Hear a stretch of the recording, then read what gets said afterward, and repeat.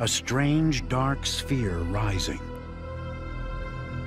It's a black hole, an object so dense nothing can escape its gravitational pull, not even light. This monster is 10 times the size of our sun, yet millions of times heavier. It's not the only one out there. In nearly every large galaxy, astronomers have found evidence of black holes, millions, even billions of times the mass of the sun.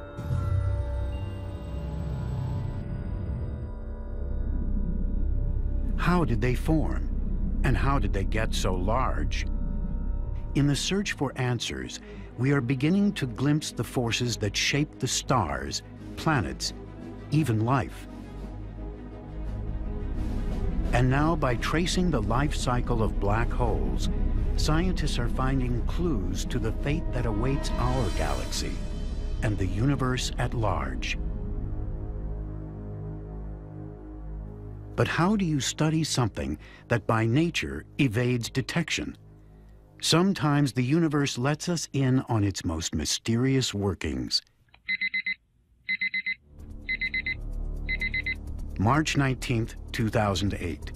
Astronomers around the world receive an alert sent from an orbiting observatory called SWIFT. It had recorded a flash of gamma radiation, a kind of ultra-high energy light that is the signature of a cataclysmic event. SWIFT automatically relayed the information down to Earth. And within seconds, robotic telescopes in North and South America turn their gaze on the rising light.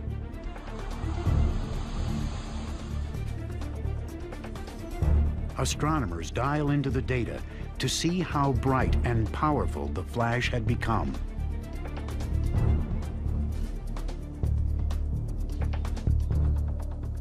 Meanwhile, at giant observatories in Chile and in Texas, they zero in on it,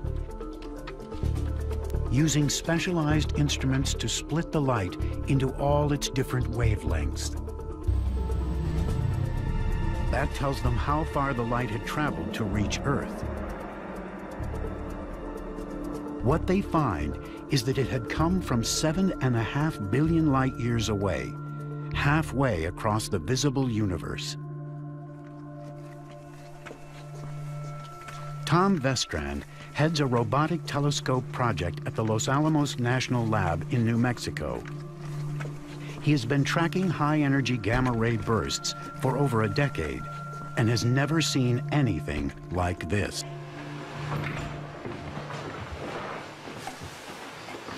Okay, let's see what we have. It was the most luminous thing ever detected by mankind. Traditionally, think of astronomy as something that happens very slowly. But this was a thing that had been traveling to us for 7.5 billion years, arrived here, and for 30 seconds, it was astonishingly bright. Amazingly bright minutes later, even still showing signs of saturation. Yep. It was so bright, in fact, that it was visible to the naked eye. Putting together evidence from ground and space telescopes, astronomers determined that the flash was a narrow but intense beam of light, and that most likely it broadcast the birth of a black hole.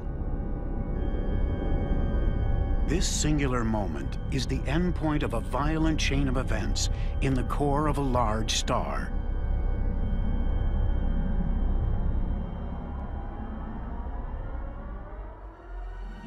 All stars shine by burning light elements like hydrogen. In the largest ones, intense heat fuses these elements into heavier ones, like carbon, silicon, and finally iron. Like hot air in a balloon, heat and light from these nuclear fires creates an outward pressure that prevents the star's massive outer layers from collapsing inward. Eventually that fuel runs out, the energy flows out through the star off into space. It can't go on forever. When the fuel runs out, the star starts to shrink.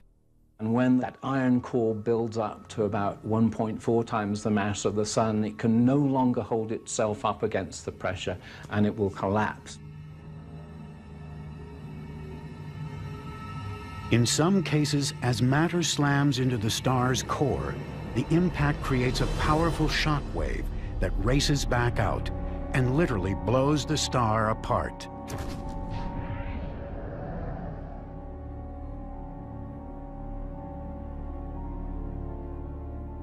Our galaxy is littered with the scattered remains of these supernovae, as shown in images like these from the Hubble Space Telescope. But what happens to the collapsed core of these dead stars? When a large star implodes, its weight is enough to squash all the atoms in its core down to their nuclei. The result, an ultra-dense ember called a neutron star. The density of a neutron star is something like taking a mountain and crushing it down to the size of a marble, about so big. Neutrons can withstand incredible pressures. But if enough matter falls onto them, beyond a critical threshold, they can be crushed down to nothing. When that happens, a black hole is born. A black hole is gravity taken to the extreme. Its mass is literally packed into a point and enshrouded within a dark sphere called the event horizon. That sphere is the point of no return. Any gas, stars, or planets that fall in disappear forever. A black hole is a region of space and time which is both black and empty. It's black because light can't escape from it, gravity pulls the light back, but it's empty because the object or system that collapsed to form it in the first place has shriveled away to nothing. The common idea that a black hole is just made of very compacted matter, it's wrong. It's just simply wrong. It may have been created from very compacted matter, but the matter is gone. It's been completely destroyed. It no longer exists. And yet it leaves behind a powerful legacy, its gravity. According to Albert Einstein, gravity is not just the attractive force of planets and suns.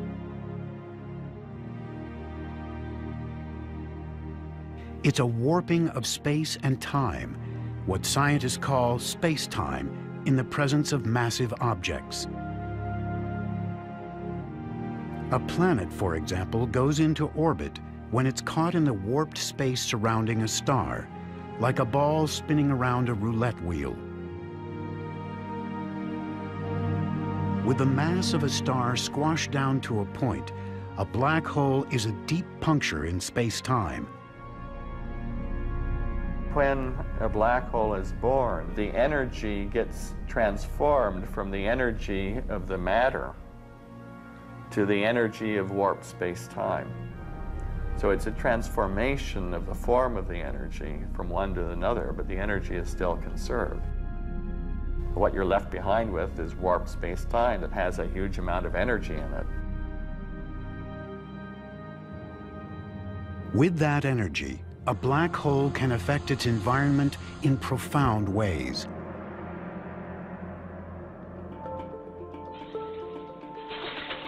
On our planet Earth, we know gravity as the force that brings everything down. The impact releases energy, a crash.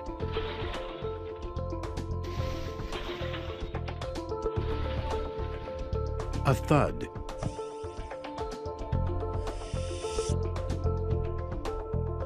A shatter.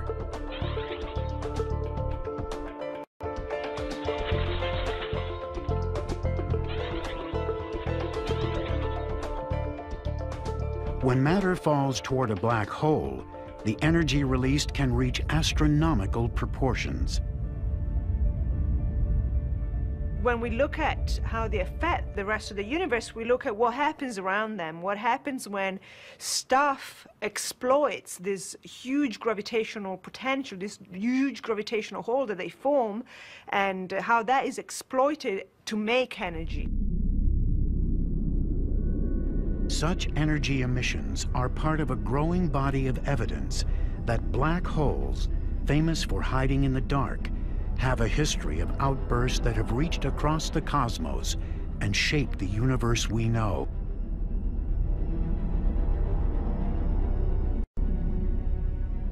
Scientists are following this energy like a trail of clues, leading ever closer to the black hole's dark heart.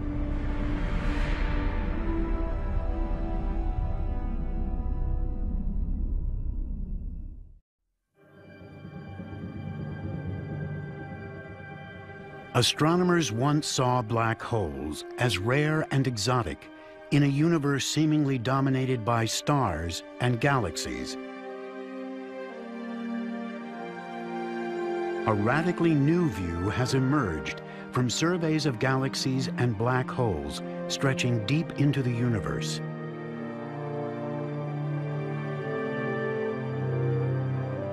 Giant black holes lurk in the dust lanes and swirling gas clouds at the centers of nearly every large galaxy.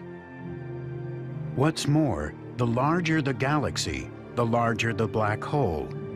That's a clue that they must have evolved hand in hand, each shaping the life story of the other.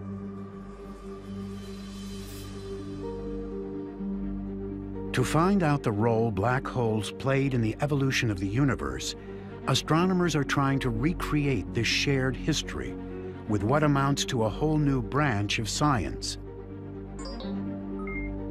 They are using supercomputers to simulate the sweep of cosmic history, including that of galaxies like our own.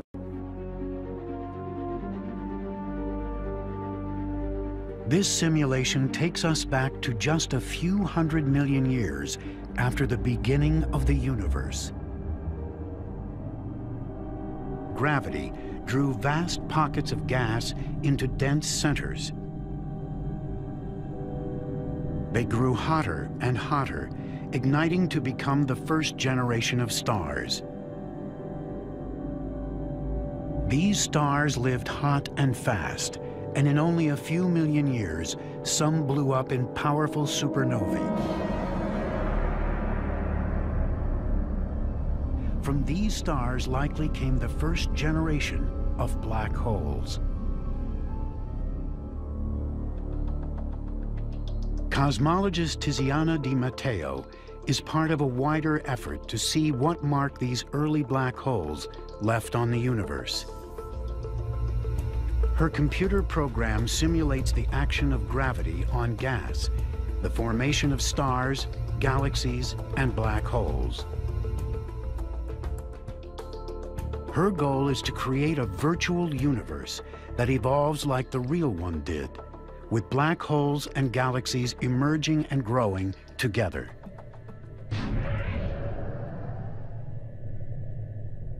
Our Milky Way galaxy is located in a quiet part of the universe, with relatively few other galaxies around it.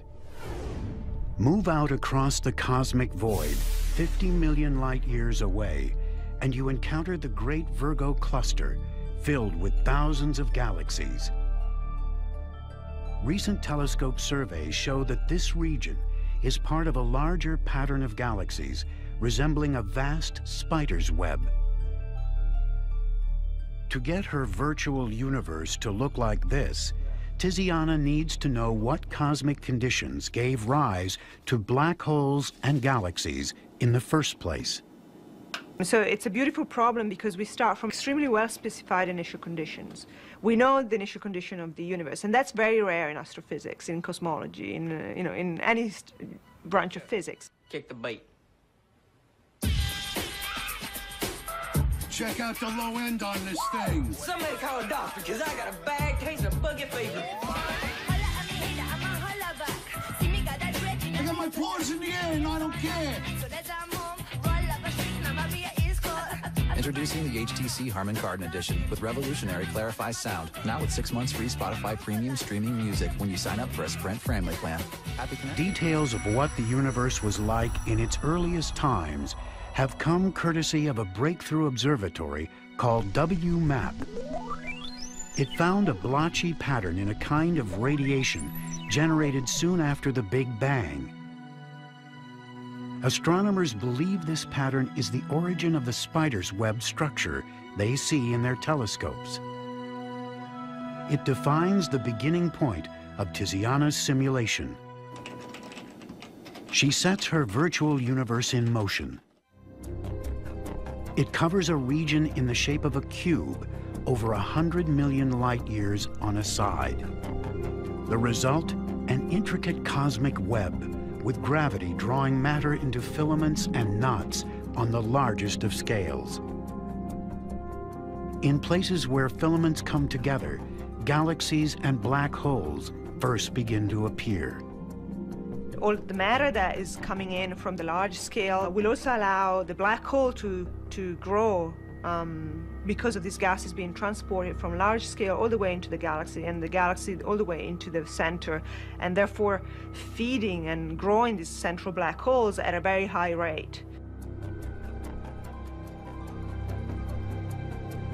In this sequence drawn from her simulation, the circles indicate the appearance of black holes within the data.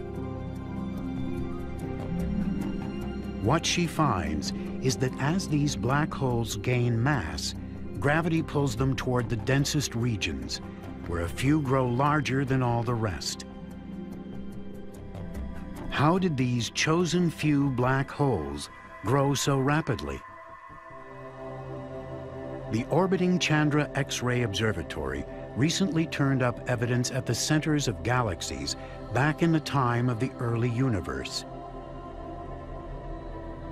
These images show its remarkable find, actual supermassive black hole pairs, beginning what astronomers believe is a dance of death.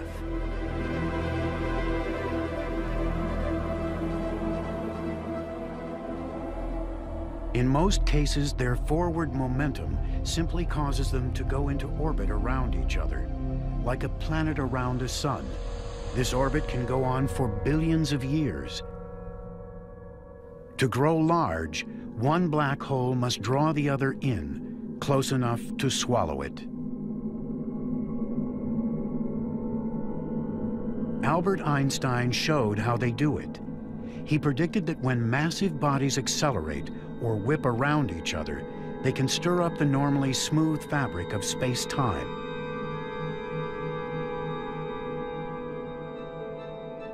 It's like a rock hitting a pond. Some of the energy of the impact is transferred to waves that move outward along the surface. Likewise, a titanic collision of black holes would send waves, gravity waves, racing across the universe. So you have two tornadoes embedded in a third larger tornado, and they're going to come crashing together, and you want to know what happens when these tornadoes are not made from whirling air, but made from whirling warped space and time. This simulation shows what happens. As two black holes get close, they turn space into a turbulent sea of gravity waves. These waves have the effect of carrying energy away from the orbit itself. That allows the pair to draw each other in and merge into one. We go back to half of the age of the universe, and all of these black holes are swallowing large amounts of gas. So it's a fun time. It's sort of the golden age for the growth of most black holes. The reason why is because most of the large major mergers are occurring in the universe around this time. This simulation shows how a galaxy like our own might have taken shape in a flurry of mergers and collisions.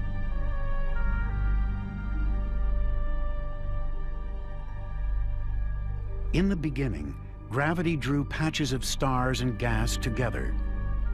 A new, larger patch drew still others. In fact, the universe is littered with galaxies in the process of ripping each other apart and crashing together.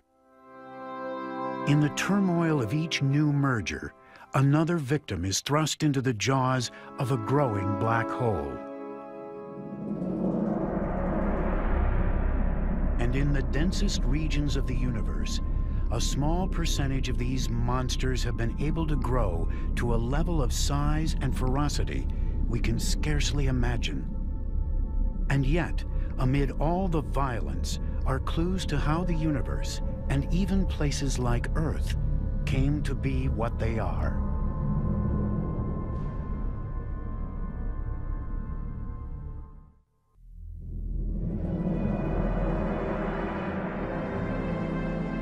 Astronomers have long puzzled over a class of ultra-bright beacons of light from the distant universe called quasars.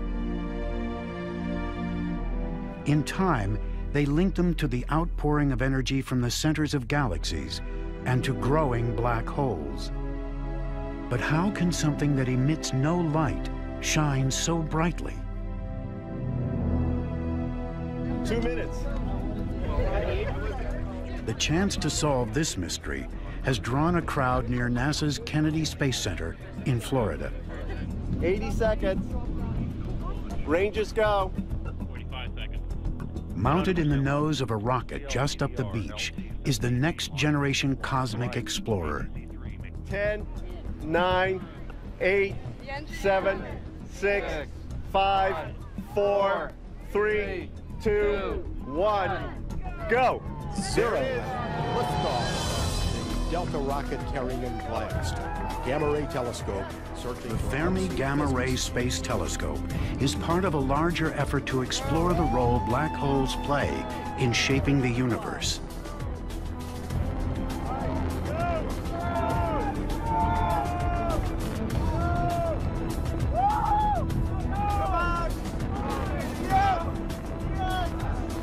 Farewell.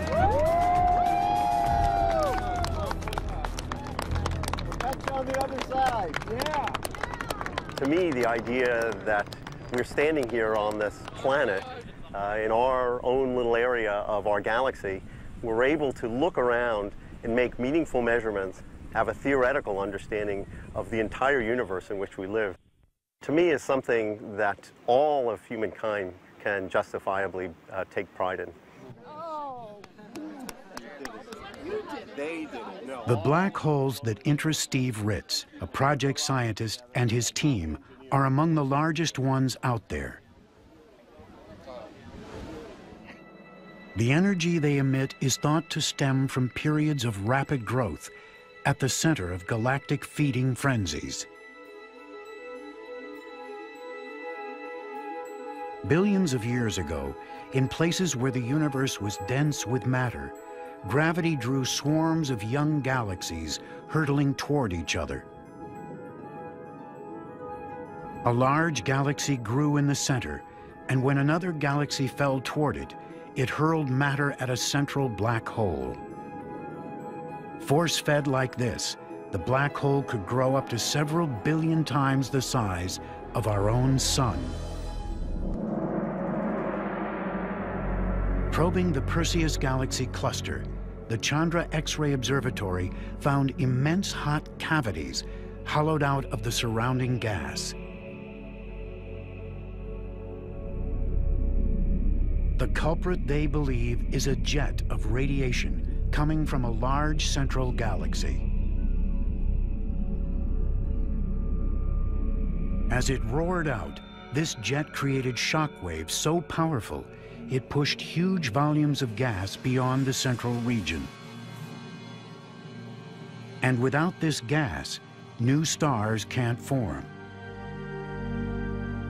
That explains why some of the largest galaxies are filled with old stars, most likely born before their black holes began erupting. At the same time, a black hole jet can seed the surrounding regions with the heavy elements needed to form solar systems and planets like ours. The black hole also has the property that as it spins on its axis, as the Earth spins, it drags space into a whirling motion, like the air in a tornado, faster near the horizon, slower farther away, just as the air in a tornado is whirling faster near the core than it is farther away. In the eye of this cosmic tornado, gas and stars flow into the hole along a rapidly spinning disk.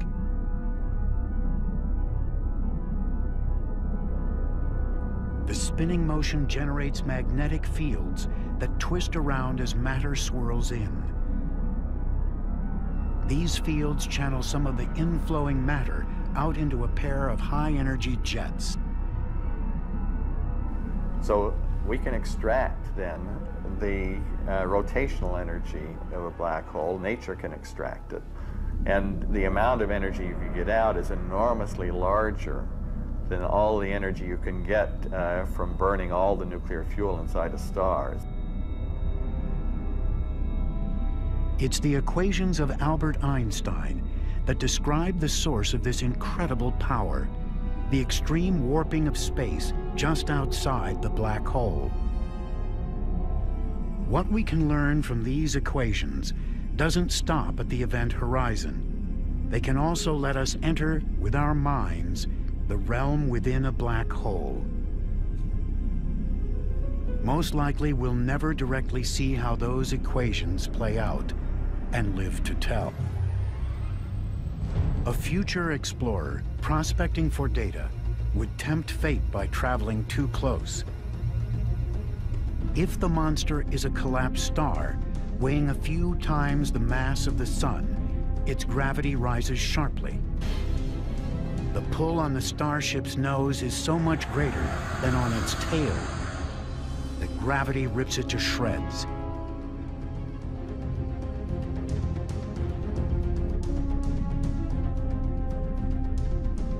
Ironically, you'd find a gentler ride into a supermassive black hole.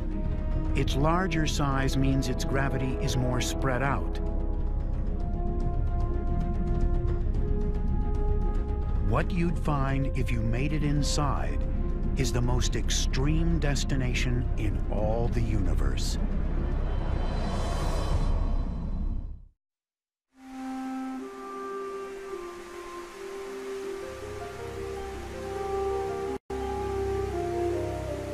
Andrew Hamilton, an astrophysics professor, has been investigating what happens when matter falls inside a black hole.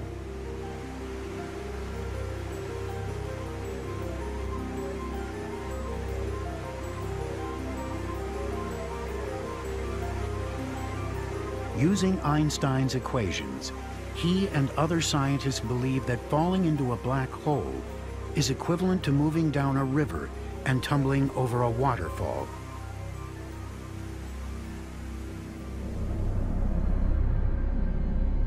Like a cosmic precipice, the outermost region of the black hole, the event horizon, is where space itself flows relentlessly in. What does one mean by space falling or doing anything? It's just that if you put objects in space, then they will move in certain ways. And if you put objects near a black hole, as they approach the horizon, inevitably they must approach the speed of light in order to stay at rest. Otherwise, they're going to fall inside the horizon. If the black hole is spinning, the central region is bounded by what's known as the inner horizon. In a case defined only by Einstein's equations, an object may whip around so fast it gets flung outward. If there's nothing inside the black hole except the space-time structure itself, or there's nothing inconsistent about having space fall inside, turn back around and come back out again, because space has no substance, so there's no problem with it moving through itself. It would be like a river racing over the falls, hitting the rocks below, then flowing back up. In the strange world of general relativity, you've fallen through a region, a black hole region, where space was falling faster than light. And now space has turned around and is now pushing you outward faster than light. Imagine charting a starship's course into this topsy-turvy realm. If you survived the fall down to the event horizon, you'd accelerate through it. You go with the flow, you hit the speed of light at the horizon. Now, you can still see stuff from the outside world, even when you're inside the horizon, but people can't see you because space I do it all the time. Really? Woo! You guys meet? Greg, Janice? We sure did. That was stupid. Great. This is Smart, a beeper service for just $1.99 a month. From who else? Smart Beep. Call 1-800-BEEP-199 for other smart stuff, like directions. We've got chemistry here. You feel it? I felt it. All right, Janet. To understand the chaotic region within, Hamilton has enlisted Einstein's equations in a project to visualize the black hole's inner anatomy. You could only get this close on a spaceship propelled by pure mathematics. Passing through the event horizon, we approach the central zone. As we whip around, we are flung out of a kind of cosmic tunnel known as a wormhole.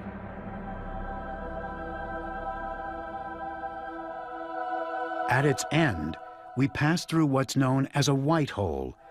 Like characters in a science fiction story, we exit into another time or place, perhaps another universe. This strange passage is the work of theory. In reality, it couldn't form amid all the turbulence. The moment you introduce any real matter, then the stuff that's trying to fall in tends to collide with the stuff that's coming back out again. There's a turbulent, chaotic maelstrom deep down inside the black hole. In a waterfall, this collision zone is where water crashes on the rocks and ricochets into the downward flow. Here, turbulence rises. All order disappears.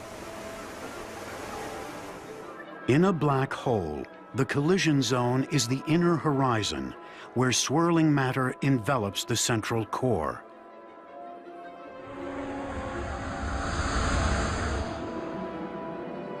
That's the end of the line for a starship. It gets instantly vaporized. The chief characteristic of this region near the inner horizon is that streams of energy are passing through each other, and they're passing through each other very rapidly. That counterstreaming of material begins to build up to the point where it self-gravitates, and that gravity accelerates those streams even faster through each other.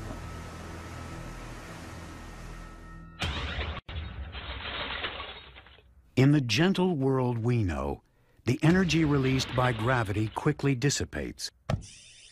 Whatever crashes down settles into a state of rest. Inside a black hole, the energy does not dissipate. Instead, it builds on itself, rising to an extreme state known as the Planck density. To grasp what that is, imagine taking all the matter we can see with our telescopes, all the trillions upon trillions of stars that make up all the galaxies in the universe, and crush it down to the size of a marble. No, don't stop there. Keep going. Crush it all the way down to less than the size of an atom. That is the Planck density. And that's the kind of density that is produced inside a black hole. It's the most extreme place in our universe outside the Big Bang. In this state, temperatures rise to 1 trillion times hotter than the center of our sun.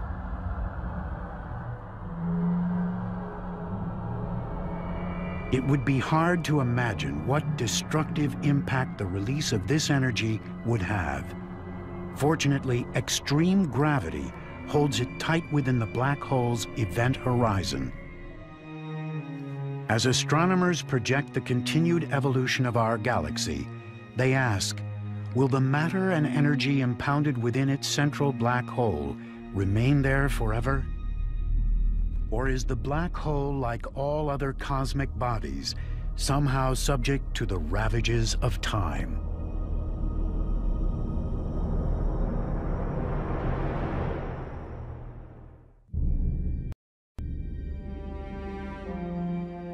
We live at a time in which most of the energy of the universe is produced by stars. Trillions of years from now, all across the universe, stars begin to use up their fuel and fade away.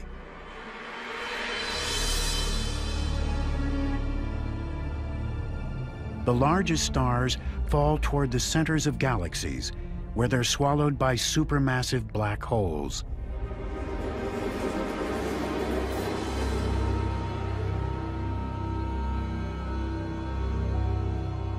As the universe decays, it gives way to a long era dominated by the remnants of dying stars and black holes. The far future of the universe is one where the stars have burnt out and formed neutron stars or white dwarfs and some black holes, and eventually, over long periods of time, the black holes merge together to form bigger black holes.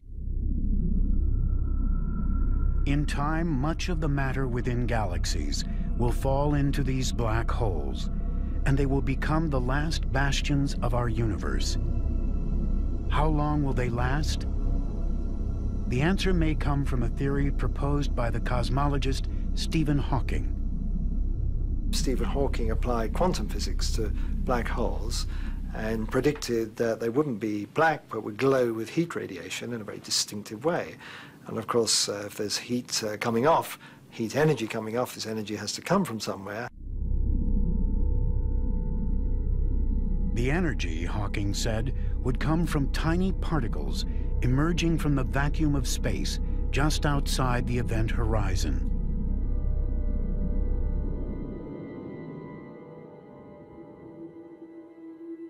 Some of those particles radiate away, taking minute amounts of mass from the black hole, like water evaporating from the ocean. Over time, the radiation grows stronger and stronger as the black hole shrinks and finally explodes. When the last black hole dies, that's the end of the universe as we know it. How can we know if the theory is right and they actually do decay? If black holes were made in the Big Bang with a mass of about that of Mount Everest, these black holes ought to be going pop about now, and radio astronomers have looked to see if they can see a sort of electromagnetic pulse associated with that. They haven't found any. There might be other ways to see a black hole decay. From all across space, black hole jets are blasting particles out at very near the speed of light.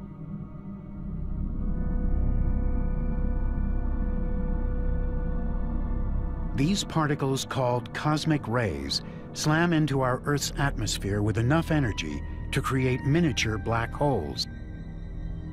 These mini monsters would decay immediately in a shower of particles, but they are very difficult to observe. We're almost to store. The emittances look good. Okay. What if you could produce collisions this powerful in an Earth-bound lab and under controlled conditions actually create a black hole?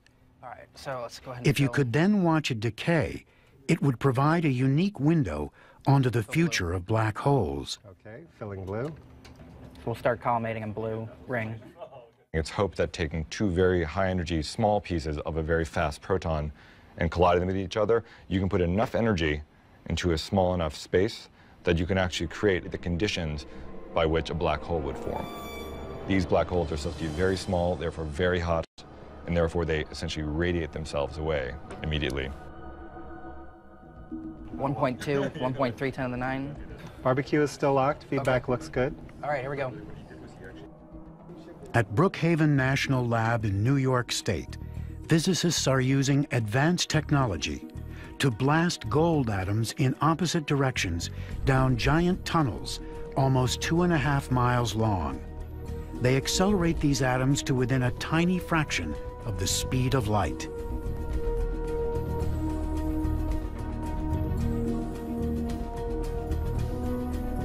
When the atoms collide, a fireball erupts.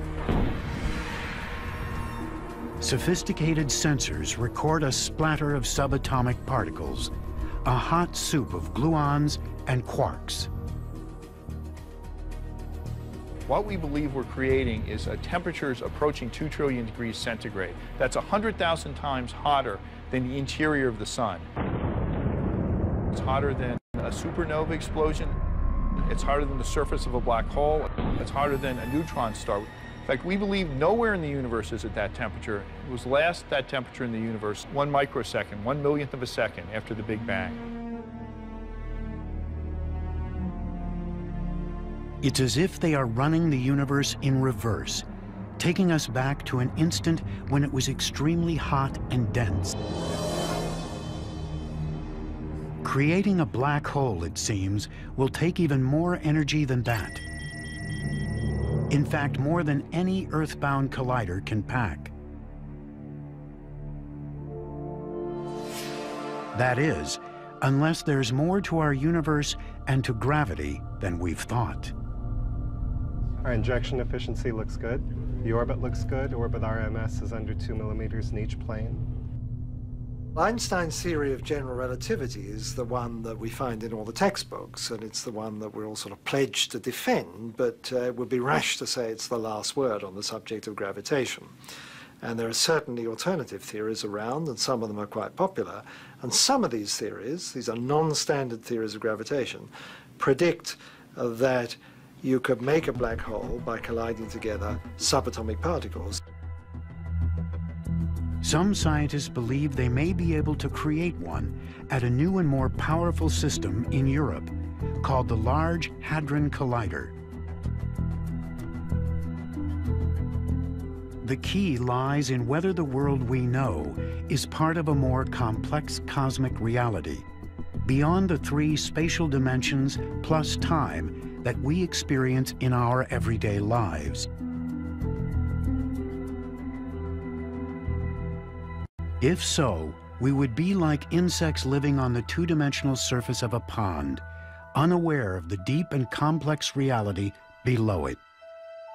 That we can be living on the surface of the pond, happily minding our own business, but not realizing that underwater, something, say a fish underwater, could be swimming through the water, causing disturbances that propagate up to where we are. We could feel it happening. We could essentially see our universe around us changing, but we look around for the cause of it and we won't know what it is.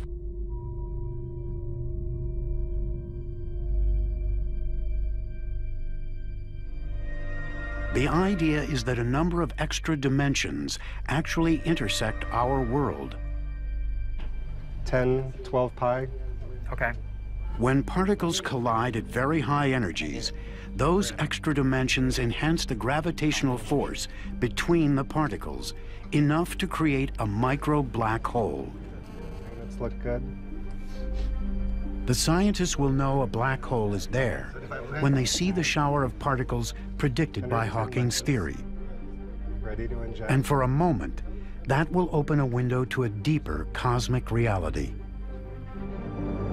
The very idea that we could tap into this underlying realm shows how rich black hole research has become.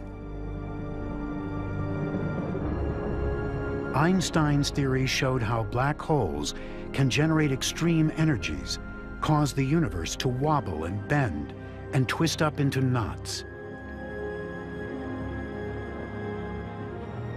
The recognition that black holes are fundamental to the workings of our universe is a major discovery of science in our time. And if it turns out that they do have a finite lifetime, their death will signal the end of our universe. By some estimates, the time horizon of the largest black holes goes out to a Google years. Take a 1 and add 100 zeros to it.